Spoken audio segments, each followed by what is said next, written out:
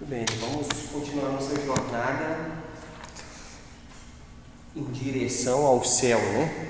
3 perguntas sobre o céu.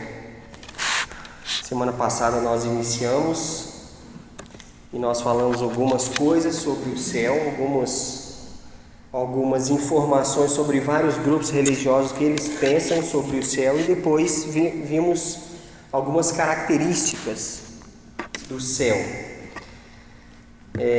Quem lembra alguma das características que nós mencionamos? A gente passou bastante tempo em Apocalipse 21, né? A gente não vai mudar muito o livro, nem o capítulo, que a maioria das informações mais detalhadas sobre o céu se encontram nesse capítulo de Apocalipse. Como que é o ambiente, o lugar? Ele é um lugar físico? É um lugar espiritual. É um lugar espiritual, né? Lembra disso. É um lugar da habitação de Deus. É um lugar onde nós vimos que certos sentimentos não vão fazer parte daquele ambiente. Então, é um lugar onde não existe pranto, nem dor, nem sofrimento, nem tristeza. É um lugar de consolo onde toda lágrima será enxugada. É um lugar onde está a cidade santa, que nós mencionamos, né? A Nova Jerusalém.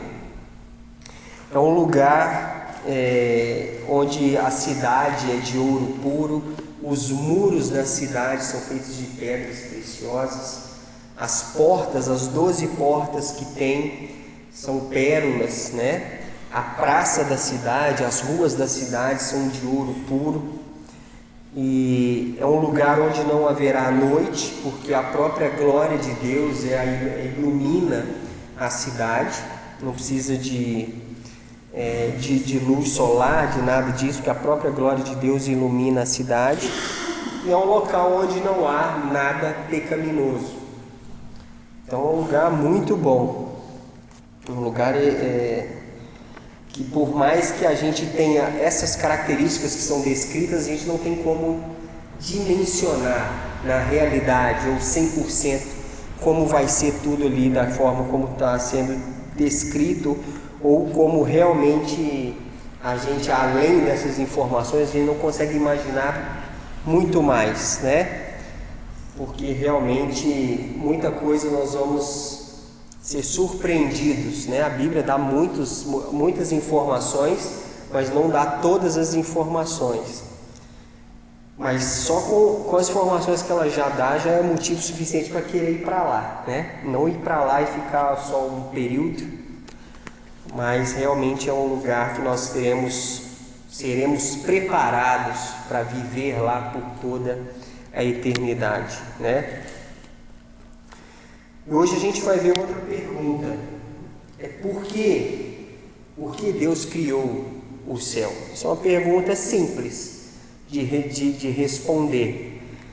O céu, ele não é um lugar que foi em si criado por uma finalidade, porque ele é a própria habitação de Deus. Então não é um local que foi criado para uma determinada necessidade, porque Deus já existia. Deus, na sua eternidade, a habitação de Deus sempre existiu. Então não foi um local criado, é um local eterno, e que a partir de determinado momento Deus abre a oportunidade para que outras pessoas possam passar a eternidade junto com Ele lá. Então é Apocalipse 21, versículo 3, diz o seguinte: Então ouvi grande voz vinda do trono, dizendo: Eis o tabernáculo de Deus com os homens. Deus habitará com eles. Eles serão povos de Deus, e Deus mesmo estará com eles.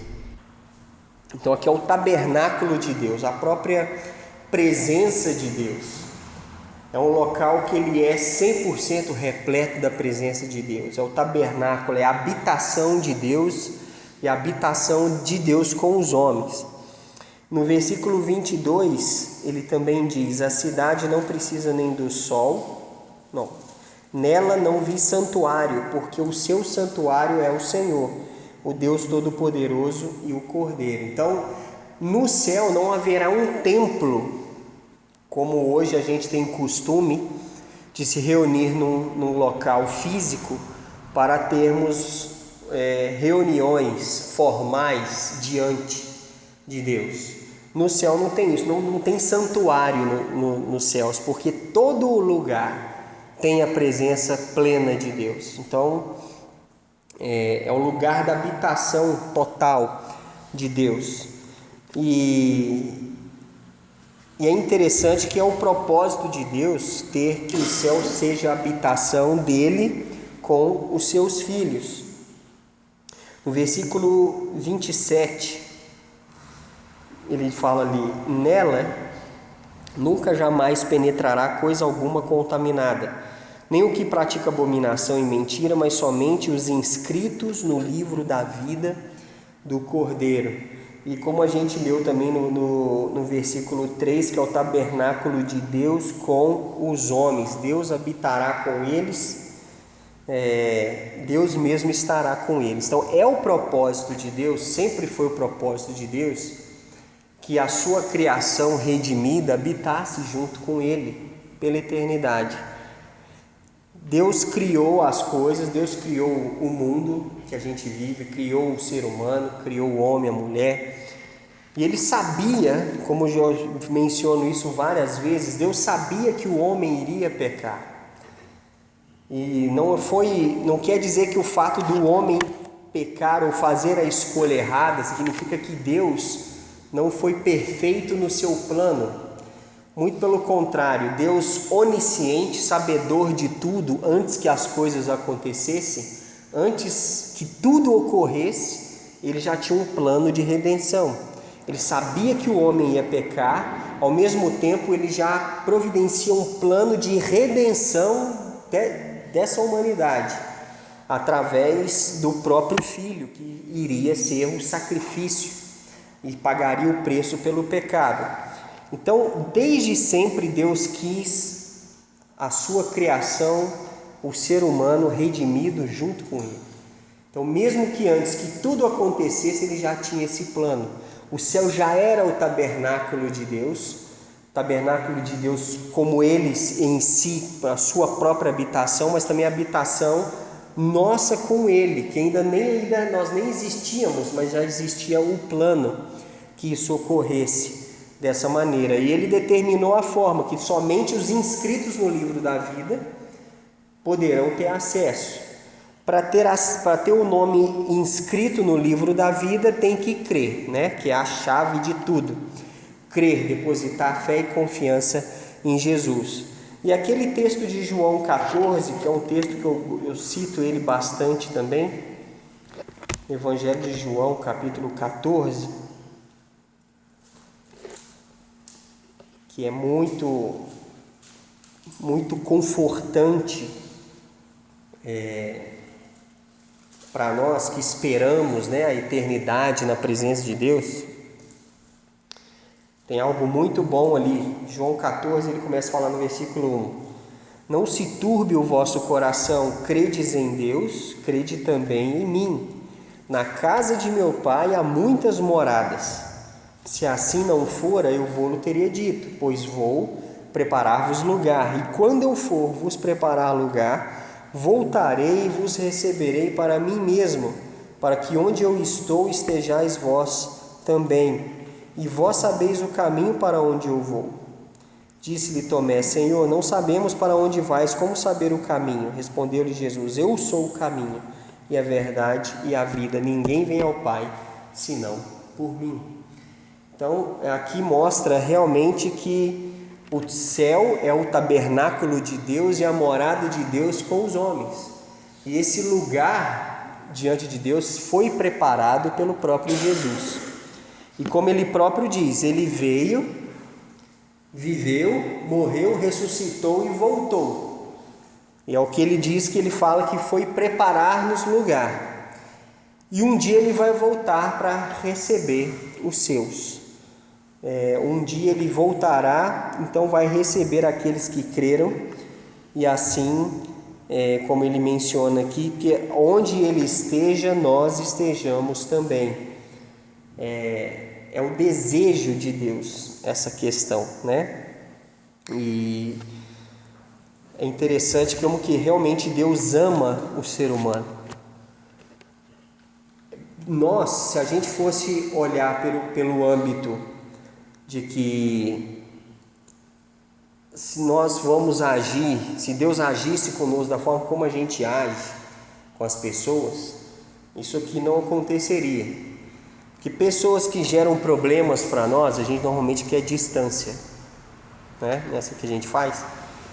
Então, pessoa rebelde, pessoa que é cabeça dura, que insiste em coisas que não são corretas, que não fazem o que deveriam fazer, a gente normalmente quer um pouco de distância. O ser humano é assim. O ser humano quer algo que é mais cômodo. E agora imagina se você pensar naquela pessoa mais chata que você conhece. Sabe aquela pessoa insuportável? Pensa numa pessoa insuportável, chata, enjoada, mala, insuportável. Você pensa assim, nossa, que bom que eu não vou precisar passar a eternidade com ela, né? Mas Deus olha pra gente e fala assim, olha, aquele ali, pecador, insuportável, mas eu quero que ele fique comigo por toda a eternidade, através da presença do meu Filho Jesus nele, eu quero ele comigo. Então isso nos ensina muito sobre realmente como nós devemos encarar as pessoas, encarar cada um, porque Deus quer nos ter com ele por toda a eternidade. Então isso é interessante, essa questão, né? Deus faz a obra de uma forma grandiosa e nós temos que assimilar bem isso, né? Imagina se nós não conseguimos, é lógico que o céu é uma outra situação, né?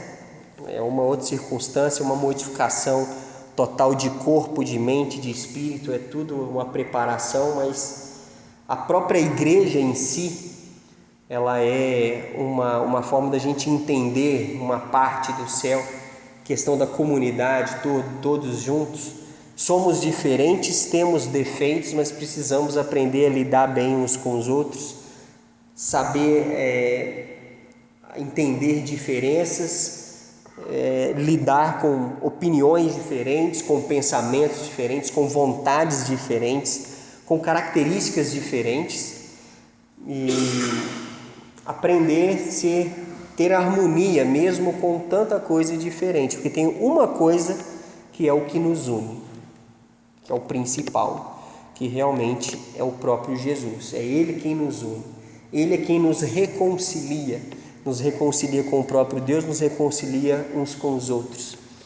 Então esse é o foco do céu, né? Essa comunidade total, completa, 100% harmônica, e que a gente pode começar a desfrutar aqui como comunidade cristã. É lógico que aqui ainda sofremos influência do pecado, do mundo, dessas coisas. No céu nós não sofreremos essa influência. Então, por um lado, lá vai ser tudo muito mais simples, tudo muito mais cômodo, mais prático, né? Então é interessante que as coisas são colocadas dessa maneira. Então essa é a segunda pergunta. Por que Deus criou o céu? Deus não criou, o céu sempre existiu, porque sempre foi a habitação de Deus. Como Deus é eterno, a sua habitação também é. Então Ele não criou, mas Ele criou a oportunidade de trazer para esse local quem não tinha condições de ir para lá pelos seus próprios méritos.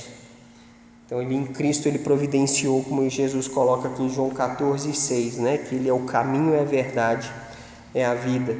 E a última pergunta que a gente tem aqui, que também nós já respondemos num certo ponto no outro estudo, mas sempre é bom lembrar, né? Lá em Apocalipse 21, vamos voltar para lá, que é quem vai para o céu. Apocalipse 21 já está bem determinado essa questão. 21, 27. Somente os inscritos no livro da vida entrarão na cidade. Somente os inscritos no livro da vida.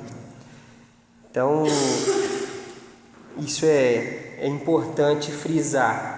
Quando a gente vê aqui no capítulo 20, dos versículos 11 a 15, quando fala sobre o juízo, quando aqueles que não creram em Jesus vão ser ressuscitados, vão chegar perante Deus para serem julgados pelas suas obras.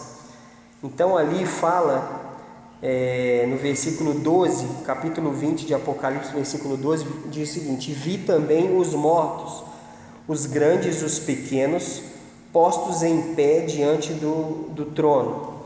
Então se abriram livros, ainda outro livro, o livro da vida, foi aberto, e os mortos foram julgados segundo as suas obras, conforme o que se achava escrito nos livros.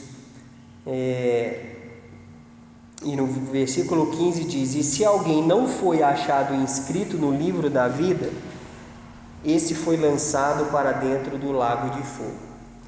Então, o que a gente compreende, que a nossa vida, todas as nossas ações são registradas. Tudo que a gente faz, que a gente pensa, é registrado. As nossas ações, as nossas omissões, são tudo registrados. Quando nós tomamos uma atitude com Jesus, nos rendemos a Ele, a Bíblia deixa claro que esses livros que são registrados as nossas ações, eles são então perdoados, eles são lançados na profundeza do mar. Ou seja, Deus não vai mais nos julgar até aquele momento, então coberto. Jesus perdoa. Novos livros começam a ser escritos dali para frente, onde nós prestaremos conta da vida que a gente vai ter com Jesus dali para frente. E quando cremos em Jesus, o nosso nome é inscrito no livro da vida. E aqui nesse caso, quando chegam essas pessoas que ignoraram a oferta de salvação de Jesus, elas serão julgadas. Então esses livros das suas atitudes de toda uma vida, que não houve arrependimento, não houve fé em Jesus, elas serão julgadas conforme está escrito ali. A sua incredulidade, as oportunidades de ter uma vida com Jesus e elas não quiseram, rejeitaram, os pecados que cometeram, elas prestarão contas a Deus, mas como elas não exerceram fé em Jesus, elas não têm o que fazer, a não ser receber a sentença do lago de fogo, porque elas têm um livro ali que não foi perdoado porque não confessaram seus pecados, não se entregaram a Jesus, e o nome não está inscrito no livro da vida. E elas serão julgadas então de acordo com o que está escrito nos livros das suas ações de vida. Agora, quando o nome está escrito no livro da vida, está escrito significa que então as outras coisas, o principal foi resolvido, que é o relacionamento com Deus. Então a pessoa ela tem o direito ao céu. E quem vai para o céu, quem converteu, não vai passar por um certo julgamento? Vai. Esse de capítulo 20 aqui de Apocalipse não é o julgamento dos salvos, é o julgamento dos não salvos. O julgamento dos salvos é uma outra ocasião que ele acontece. E cada um vai prestar conta, como lá fala em 1 Coríntios, no capítulo 6, né? Cada um vai prestar conta do bem ou mal que fez por meio do corpo. Mas não é um julgamento que vai determinar se a pessoa vai ou não vai para o céu. Não é isso. O julgamento dos salvos é uma prestação de contas que vai determinar quantidade de galardões, que a Bíblia fala que existem 5 galardões que a gente pode receber no céu. Nós não vamos falar desses 5 aqui porque não é o propósito por agora. Mas são galardões, recompensas a mais, que vai ficar determinado no momento dessa prestação de contas.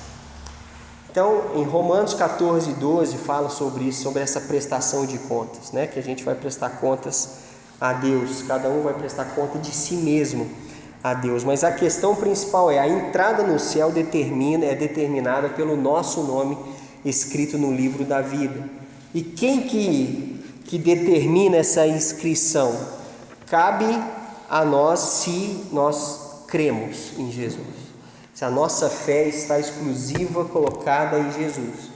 Se nós dependemos de Jesus para a nossa salvação e não confiamos em obras, não confiamos em outras coisas, nós temos a oportunidade de ter o nosso nome escrito no livro da vida.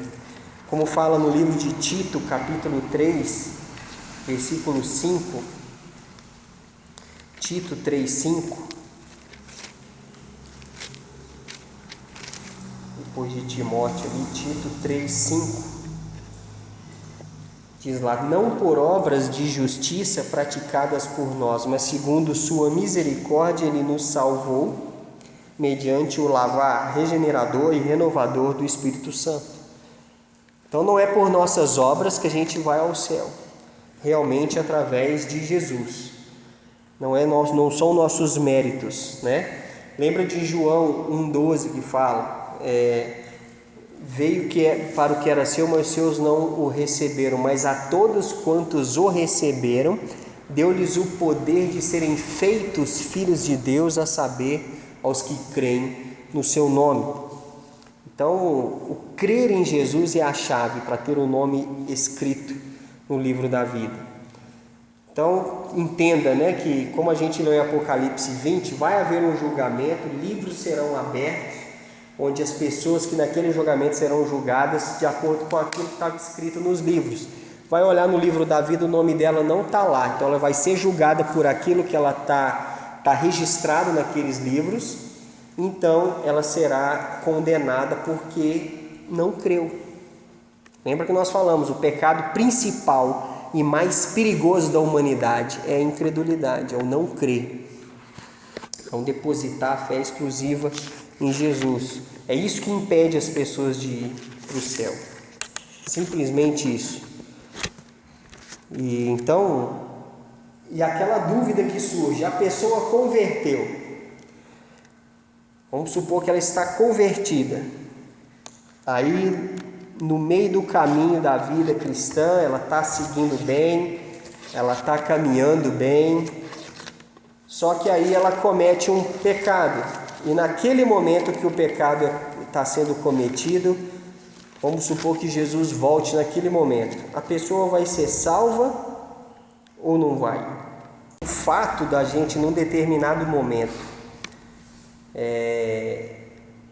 cometer um erro e ter a infelicidade de ou morrer nesse exato momento, ou Jesus voltar, não quer dizer que nós abandonamos Jesus. Foi um deslize, um erro, é uma tentação talvez, ou algum descuido que a gente caiu. Essa obra, esse pecado, nós vamos prestar conta a Deus. A gente não negou a fé, a gente não abandonou Jesus por ter cometido um erro. Nós cometemos erros todo dia. Todo dia a gente comete pelo menos um pecado, eu sei que é mais que um, ou em pensamento, ou em ação, ou em omissão, alguma coisa a gente comete um erro.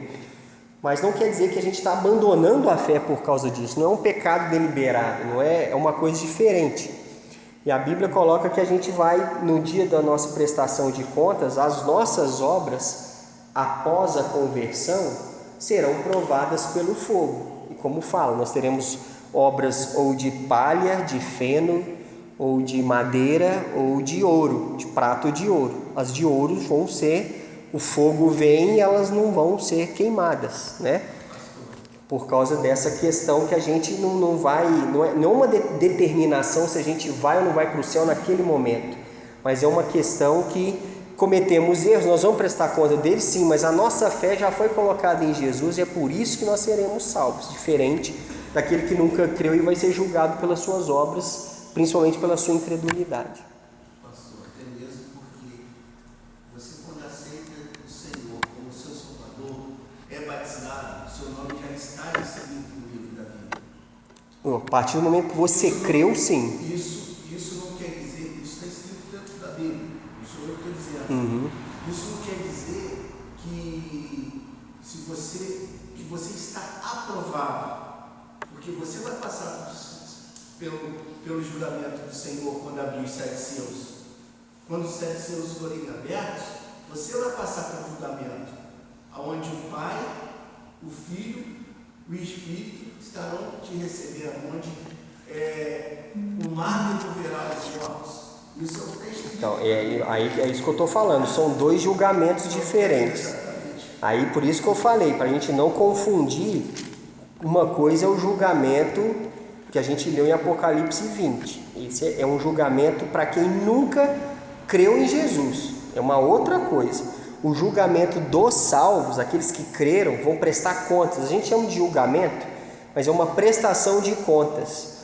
Não vai determinar se a gente vai ou não vai para o céu, é uma outra coisa. Quem julga, né? Quem vai julgar é o Senhor. Sim, né? exato. Então, a gente não pode falar que não está cometendo pecado, está deslizando, porque você desliza tem que pensar. Sim, exato.